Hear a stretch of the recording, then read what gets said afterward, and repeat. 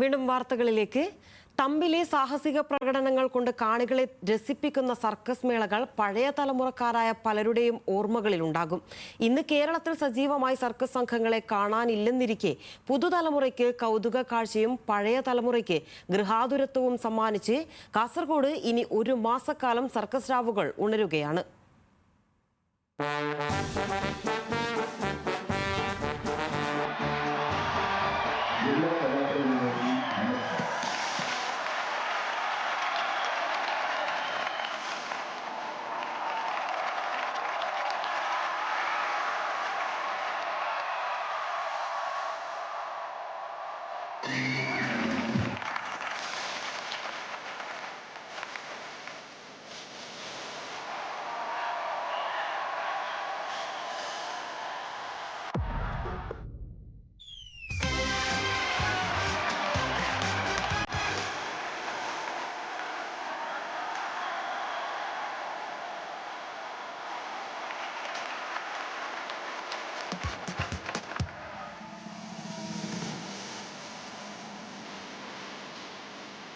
ഒരു കാലത്ത് തമ്പിലെ വിസ്മയകരമായ അഭ്യാസങ്ങളും കൗതുക കാഴ്ചകളും മലയാളിയുടെ ഹരമായിരുന്നു.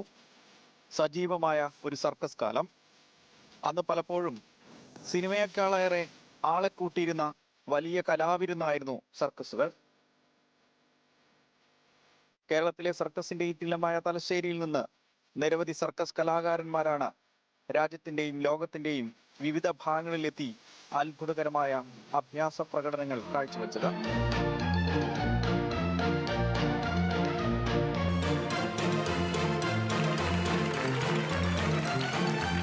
1978 സ്ഥാപിതമായ ജംബോ സർക്കസ് ഇന്ന് അരനൂറ്റാണ്ടിലേക്ക് അടുക്കുന്നു. ഒരു മാസക്കാലം കാസർഗോഡിന് 80കളിലെയും 90കളിലെയും തമ്പുകളുടെ വിസ്മയ ജീവിതം തുറന്ന് സർക്കസ് കാലമെത്തി.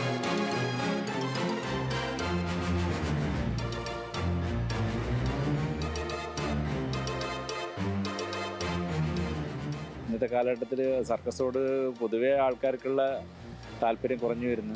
മറ്റുള്ള ആനുകൂല്യങ്ങളൊന്നും കിട്ടുന്നില്ല. നമ്മുടെ ഗവൺമെൻറ്റിൻ്റെ ഭാഗത്ത് നിന്ന് ഒരുപാട് ആനുകൂല്യങ്ങൾ കിട്ടാനുണ്ട്. നമുക്ക് നല്ല ഗ്രൗണ്ടുകൾ കിട്ടാനില്ല. പരമാവധി നമ്മൾ ജനങ്ങളിൽ നിന്നുള്ള സഹായമാണ് വേണ്ടത്. വന്ന് കാണുക, അതിനെ പ്രോത്സാഹിപ്പിക്കുക. അതിജീവിക്കാൻ വേണ്ടിയിട്ടാണ് വിദേശി ആർട്ടിസ്റ്റിനെല്ലാം കൊണ്ടുവരുന്നത്. ആഫ്രിക്ക, ടാൻസാനിയ, എത്യോപ്യ, മണിപ്പൂരി കലാകാരന്മാർ, അവരുടെ ഐറ്റംസ് എല്ലാവരും വളരെ നല്ല ഇതായിട്ട് സ്വീകരിച്ചു പോകുന്നുണ്ട്. ഇവിടെ ടൈഗർ, ലയൺ, ഹിപ്പോപ്പൊട്ടാമസ്, ചിമ്പാൻസി, 10ഓളം ആനകൾ തന്നെ ഉണ്ടായിരുന്നു. ഞങ്ങളുടെ ലൈവ് ഷോ ആണ്. മരണം മുന്നിൽ കണ്ടുകൊണ്ടാണ് ഓരോ ആർട്ടിസ്റ്റും ഓരോ സമയത്തും ഓരോ ഐറ്റംസ് ചെയ്യുന്നുണ്ട്. അപ്പോൾ അത് കാണാൻ ഇൻട്രസ്റ്റ് ഉള്ള കൂട്ടർ കൂടുതലായിട്ട് വന്നു കഴിഞ്ഞാൽ ഞങ്ങൾ ഈ അതിജീവിച്ചിട്ട് ഞങ്ങൾക്ക് പോകാനുള്ള ഇതുണ്ടാവും. അതിജീവനത്തിന്റെ പാതയിലാണ് സർക്കസും സർക്കസ് കലാകാരന്മാരും. പക്ഷേ പരിമിതമായ സൗകര്യങ്ങളെയും സാഹചര്യങ്ങളെയും അതിജീവിച്ച സർക്കസ് എന്ന വിനോദ മേഖല മുന്നോട്ട് തന്നെയാണ്.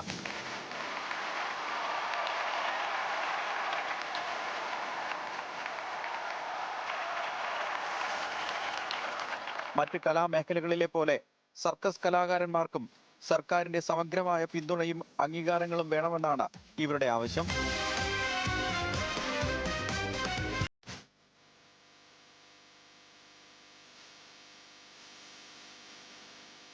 കായിക മികവും ജാഗ്രതയും ഏറെ വേണ്ട സർക്കസ് എന്ന കലാരൂപം പുതിയ കാലത്ത് അതിജീവനത്തിന്റെ പാതയിലാണ്. കാണികളുടെയും സർക്കാരിന്റെയും ഒക്കെ അഗൈതവുമായ പിന്തുണ ഈ കലാരൂപത്തിന് കൂടിയേ തീരൂ. കാസർഗോഡ് നിന്നും രതീഷ് വാസ്തവൻ, ന്യൂസ് മലയാളം.